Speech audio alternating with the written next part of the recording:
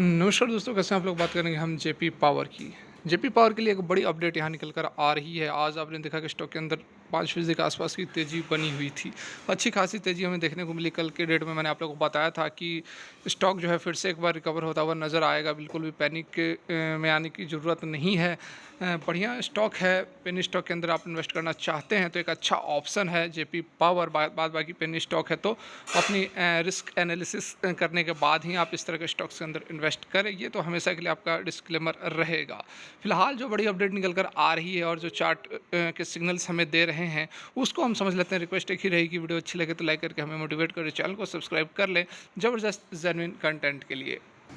तो यहाँ पर आज आप देख सकते हैं, यदि हम बात करें आज की, तो आज 4.5% के आसपास की तेज़ी रही। 9 रुपये 30 पैसे पर इसने क्लोज दिया है और 20 डेज में पर आकर यह रुकी है। देख सकते हैं कि ऊपर की तरफ जो टेल है उसने जो सपोर्ट लिया है, 20 डेज़ का जो रेड वाली लाइन है उसी पर आकर इसने रेसिस्टेंस फेस किया है।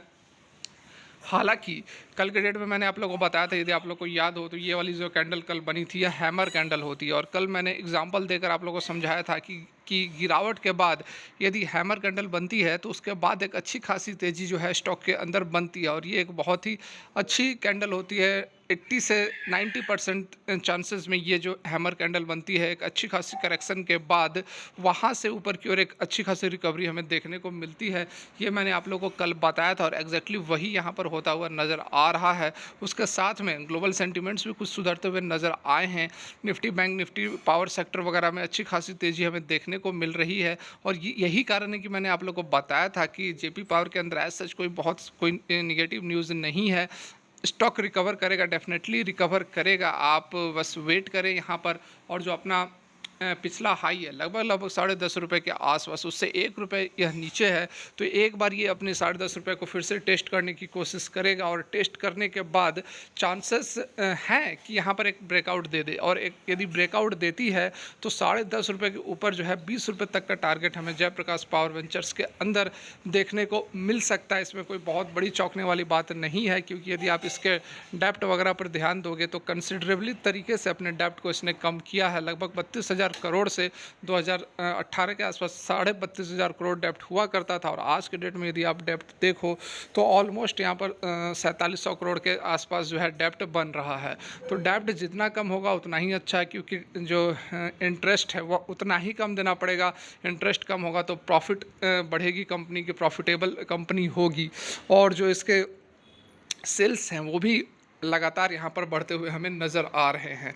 तो एक कैटेगरी पेनी स्टॉक के अंदर इन सारे फैक्टर्स को देखते हुए हम ये कह सकते हैं कि यदि पेनी स्टॉक के अंदर आप इन्वेस्ट कर रहे हैं तो एक अच्छा ऑप्शन जेपी पावर हो सकता है। क्योंकि ये जो काम करती है, थर्मल पावर का बेसिकली यहाँ पर काम करती है। कोल के थ्रू हीट से जो है इलेक्ट्रिसिटी जनरेट करने का काम करती है। और कल के डेट में मैंने जो आप लोगों को अपडेट दिए थे, जो बताए थे, उसमें यहाँ पर क्लियर कट कोल इंडिया का डाटा निकल कर आया है कि ईयर ऑन ईयर के बेसिस पर जो है कोल का जो कंजम्पशन है वो बढ़ ही रहा है। और उसके साथ में जो इम्पोर्ट है, मतलब जो आयात हम करते हैं, उसके अंदर भी तेज़ी आई है। कल ये डाटा मैंने आप लोगों को पूरा का पूरा यहाँ पर सारा कुछ दिखाया था। फिर से वो चीज़ मैं आपको नहीं दिखाऊंगा, आपका समय ख़राब नहीं करूँगा। बस आप जान लें कि ऑफिशियल डाटा है कि कोल का जो कंजम्पशन है वो ईयर ऑन ईयर के बेसिस पर सितंबर के मंथ में बढ़ता हुआ नज़र आ रहा है।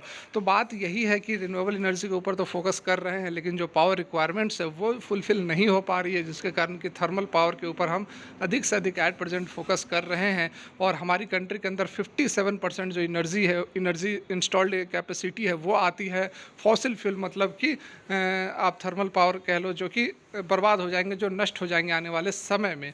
तो अभी भी 57% जो है उसी से हम एनर्जी अपनी प्राप्त कर रहे हैं। और जिसमें से कि 50% केवल और केवल थर्मल पावर, मतलब कि कोयले के थ्रू हीट प्रोड्यूस करके टरबाइन को जनरेट करके जो इलेक्ट्रिसिटी बनाई जा रही है। तो डेफिनेटली अभी समय ठीक है। अभी वैसी स्थिति नहीं है कि पूरा का पूरा हम रिन्यूएबल के ऊपर फोकस कर रहे हैं तो ये सारे स्टॉक्स, ये सारे सेक्टर्स नहीं चलेंगे। बिल्कुल नहीं, ऐसी बात नहीं है। इन सब के बीच एक अपडेट जो निकल कर आ रही है उस पर भी हम नज़र डाल लेते हैं।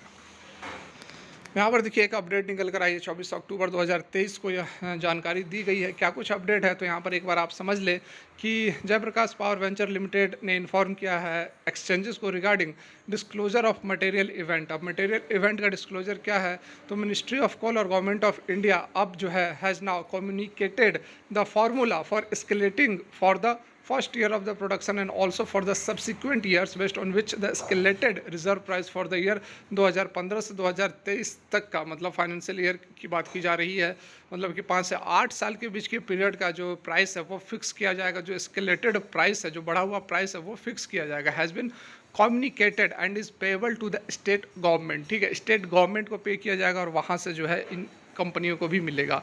जो एरियर है 2015 से 2023 तक shall be payable through 4 equal instalment over the course of 1 year. यहाँ पर देखिए कहने का क्या मतलब है कि जो भी कोल का escalated the formula for escalated for the first year of the production and also the subsequent year based on which the escalated reserve price। हाँ, मतलब कि जो प्रोडक्शन का जो कॉस्ट है, ठीक है, कोल वगैरह का जो हम प्रोड्यूस करते हैं उसका जो कॉस्ट है वो यहाँ पर फिक्स किया जाएगा।